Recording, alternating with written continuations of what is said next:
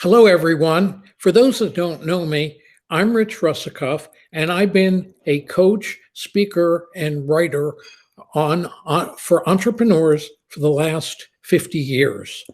And I created the CEO checklist.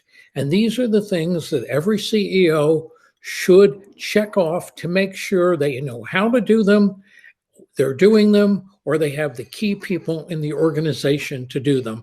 Today, we're going to focus on the financial side. So here's the first slide on that. It's very important that one of the three documents you look at on a monthly basis is your accounts receivable aging report. This is a document that should show you if it's accurate. Current receivables, receivables from 30 days out, receivables to 60 days out, and receivables to 90 days out. Why is this important? Because one, it'll let you know what cash flow you can expect. Two, it'll let you know what money is coming in. Three, it'll let you know if you have clients that aren't paying their bills. And four, it'll let you know if your accounts receivable team is actively pursuing from your clients the money you need to keep your business growing. Another key thing, if you're going to a bank and you want to get a line of credit, they're going to tie it to your accounts receivables under 90 days. This is important. It'll give you the information you need to manage your cash flow and project revenue coming in. Let's go to the next slide. This comes right off the P&L, but it only comes off of it if you have the right information on. Your P&L or profit and loss statement should start off with revenue. And I believe revenue should be broken down into your various profit centers. So you want to know what the total sales were for a given profit center. And then secondly, what were the cost of goods?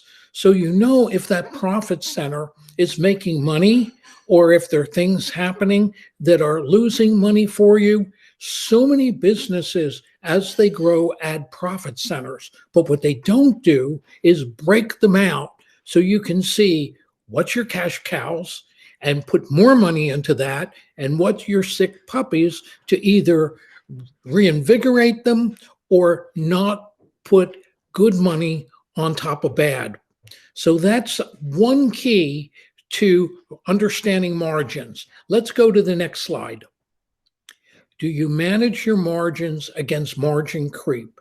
So one of the clients I work with, his cost of goods is 50%. That's primarily because it's a service business, labor cost. Then he looks at what his sales, general, and administrative costs are, and he wants them to come in under 30%, which would bring 20% to the bottom line. So the three numbers he's looking for is 50, 30, 20. That 20 is the profit that you make. However, if 50 goes up to 55, and if cost of goods or sales, general, and administrative expenses go up 10 points, now he's only bringing 10 points to the bottom line. And if you're starting from 10 and you have margin creep because of expenses, for example, your health insurance just went up, you're buying goods from Europe and the cost of containers just went up. There's so many costs of business that you need to look at to avoid margin creep. And if you have the margin creep, you have to figure out what to do about it. So that's a key component of the P&L. Let's go to the next slide. This is the balance sheet. And most CEOs do not pay attention or enough attention to the balance sheet. Yet, if you go for a loan, the first thing the bank is going to look at is what's your balance sheet. They want to know what your assets are against your liabilities. You have current assets, you have current liabilities, and you have long-term liabilities. The other key thing is you can measure your balance sheet today against what it was a month ago, what it was a year ago, and you can see, am I gaining in assets or losing? So what's on the balance sheet in terms of assets? Well, one of the things that would be on it would be accounts receivable. Another thing would be cash in the bank. So these things let you know what your current assets are. Your current liabilities are liabilities that you need to pay off within a year. So let's say you have a 10-year note from a bank and it's for $100,000. And this year you have to pay off 10,000.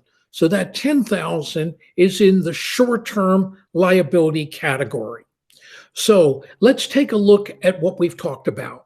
We've talked about the importance of understanding your P&L, understanding your aging receivables, and also your balance sheet. And one other thing I want to add about the balance sheet, most savvy companies look at their balance sheet and they're able to say, here are my receivables or my money that I have today against what I owe. If it's 2-to-1, you're in a great position. If it's 1-to-1, then you're in a very tight position. Anything over 2-to-1, which means you have 2 or 3 times more current money to work with over liabilities, is a wonderful thing.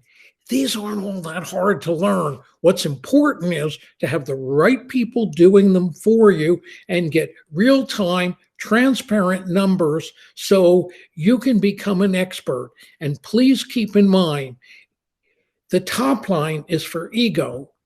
The bottom line is how savvy entrepreneurs keep score.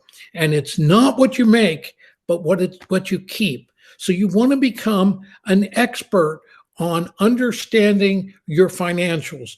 If you control your money, you control your future. Thanks so much for listening to this. This may be a dull subject to some, but it's vital to the success of your business and necessary you have the good information and understand it. Please sign up and join us on our YouTube channel. You can reach me at Rich@Coach to the Best, and I'll be happy to do a one-on-one and go deeper with you on this subject. This is vital to being a great and successful entrepreneur.